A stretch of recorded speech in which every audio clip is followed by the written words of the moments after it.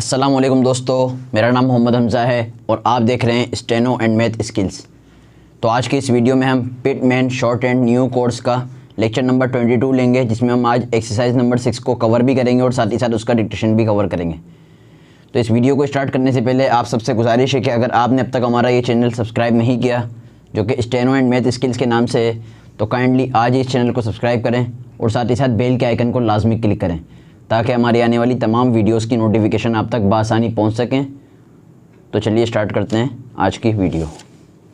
तो ये by the way ये मेरा सेकंड टेक है, क्योंकि मैंने देखा तो बाद में वीडियो नहीं बन रही थी। चलें, कोई बात नहीं।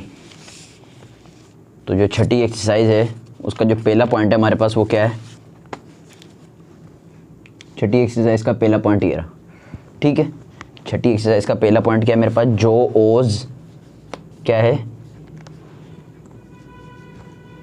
जो ओज देम द डेट, जो owes them the date, comma, so we have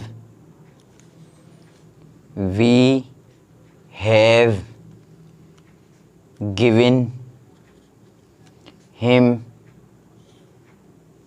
them उसके दा के लिए मैंने एक छोटा सा टिक निकाल दिया, चेक। ये चेक हो गया। फिर उसके बाद full stop. The thing to do, अब ये टू और ये डू की शॉर्ट फॉर्म हो गई। आप चाहो तो इस तरीके से भी लिख सकते हो, टू और ये डू। बस ये टाइम कंज्यूमिंग है और इसमें जो है ना आपको पढ़ने में थोड़ी सी मुश्किल होगी, लेकिन ये टाइम कंज्यूमिंग नहीं है। जैसे जैसे आप एक्सपर्ट होते जाएंगे, क्योंकि शॉर्ट हैंड के अंदर जो है आपकी वोकेबलरी भी अच्छी होनी चाहिए। अगर से वोकेबलरी अच्छी नहीं हो तो कम से कम आपकी स्पेलिंग अच्छी होनी चाहिए, और स्पेलिंग के साथ आपकी लिसनिंग अच्छी होनी चाहिए, ठीक है। तो आप खुद ही अंदाज़ा लगा लेंगे सेंस के साथ कि कौन सा वर्ड है, टू डू है या टुडे है। To do, was to make, was to make them, weigh the coal, full stop. They both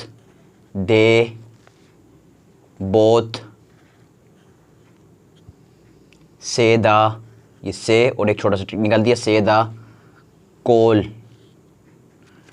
उसके बाद वॉज वेड,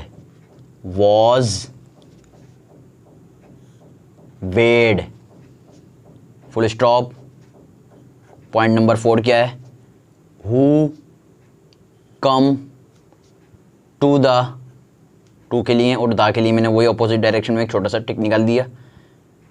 टू द बोल रहा हूँ, सॉरी, टू द नहीं है। टू टेक द, टेक और ये दा का छोटा सा टिक निकाल दिया। Load to the deport. अब ये डीपोर्ट है ना, आप इसको जो है ना, अभी दो लफ्ज़ ऐसे हैं आए जिसमें आप अभी जुगाड़ लगा लो, ठीक है। बाकी इनके जो है एक्सरसाइज नंबर 10 में मज़ीद इनके जो है ना रूल्स हैं थर्ड प्लेस के वोवेल के। अभी आपने देखा होगा, अभी अपन ने कोई सा भी थर्ड प्लेस के वोवेल की एक्सरसाइज नहीं करी है। तो अभी मेरी बात पे ईमान लाते हुए आप डीपोर्ट को आप किस तरीके से पढ़ लें? डे पोर्ट पढ़ लें। आप क्या पढ़ लें? Day port. तो डे पोर्ट के लिए क्या होगा? ये डे पोर्ट, ठीक है। वैसे ये डीपोर्ट पढ़ा जाता है और ये डीपोर्ट पढ़ा जाएगा तो ये किस तरीके से बनेगा? और एक और मैंने आपको बताया था, वो उसकी भी आप जुगाड़ लगा लें। जैसे डीलेड बताया था ना मैंने, डीलेड होता है ये, डीलेड। तो इसको भी इस तरीके से लिखना है असल में, लेकिन मैंने आपको लिखवाया इस तरीके से, डेलेड पढ़वाया है, ठीक है ना। तो आपने इस तरीके से नहीं, इस तरीके से लिखना है अभी एक्सरसाइज में। वैसे ये इस तरीके से लिखा जाता है और इसके कुछ रूल्स हैं। तो फ़िलहाल के लिए आप इस तरीके से लिखिएगा और डेपोर्ट को भी इस तरीके से लिखिएगा। और असल में है डीपोर्ट, लेकिन हम फ़िलहाल के लिए क्या पढ़ेंगे? इसको डेपोर्ट। उसके बाद question mark, we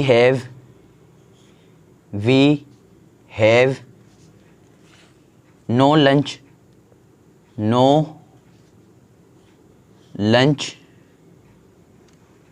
to take to the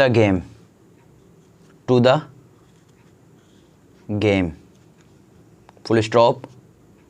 may we have, अब देखिए मैंने वी और हैव को मैंने ज्वाइन कर दिया और उसके साथ ही मैं छोटा सा ट्रिक निकाल रहा हूँ, आहिस्ता आहिस्ता आपकी प्रैक्टिस करवा रहा हूँ। इसको आप चाहें तो इस तरीके से भी लिख सकते हैं, वी हैव और ये द, इसमें टाइम कंज्यूमिंग है और इसमें ये कि आपका वक्त बचेगा, लेकिन आपको पढ़ने में थोड़ी सी मुश्किल तो नहीं होगी, लेकिन आप समझ जाएंगे। अब आप एक शॉर्ट हैंड जो होता है स्टेनोग्राफर, उसको अपनी राइटिंग का पता होता है कि भाई मैंने किस तरीके से लिखा है, और अगर से आपकी लिसनिंग अच्छी होगी तो आपको पता लग जाएगा कि भाई मैंने डिक्टेशन में वी हैव द लिखा था। तो बेहतर तो यही है अब, ठीक है। वो मैंने इसलिए नहीं लिखवा रहा था उस वक्त कि आप उस वक्त न्यू थे, अब माशाल्लाह से हम छठी एक्सरसाइज पे आ गए, तो अब आपको इतना समझ में आ रहा होगा। वी हैव द, ये लो, ये लो, ये लो, boat, to take, to the, to और ये द, बे, क्वेश्चन मार्क लगा दिया।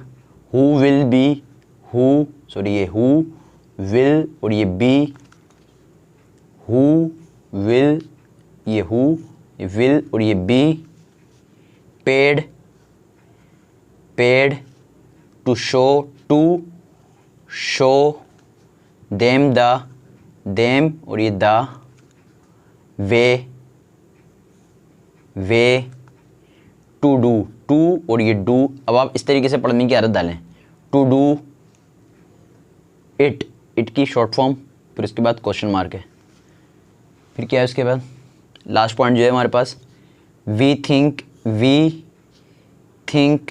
अब चाहते तो वी थिंक को हम इस तरीके से भी लिख सकते हैं, we think, they will, they will ये फ्रेज है, दे विल, दे विल, इस तरीके से फ्रेज पढ़ा था नहीं पढ़ा था।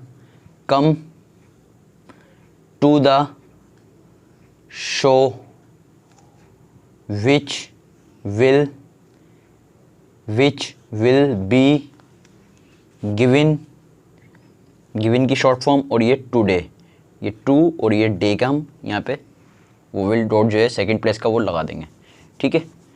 तो इसकी प्रैक्टिस करनी है अच्छे तरीके से 5 से 6 दफ़ा। जब ये प्रैक्टिस हो जाए तो आप इस वीडियो को कंटिन्यू करिएगा और इसका डिक्टेशन ले लीजिएगा। उससे पहले तो मैं ये बोलूँगा कि आप इसकी जो अच्छे तरीके से स्क्रीनशॉट ले लें इस पूरे का, ठीक है। स्क्रीनशॉट ले लिया, उसके बाद आप आ जाएं इसके डिक्टेशन पे, ठीक है। लिखें, we think, we think they will come to the show, which will be given today, which will be given today, which will be given today. Who came to take the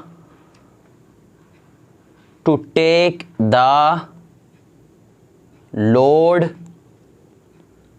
to the depot।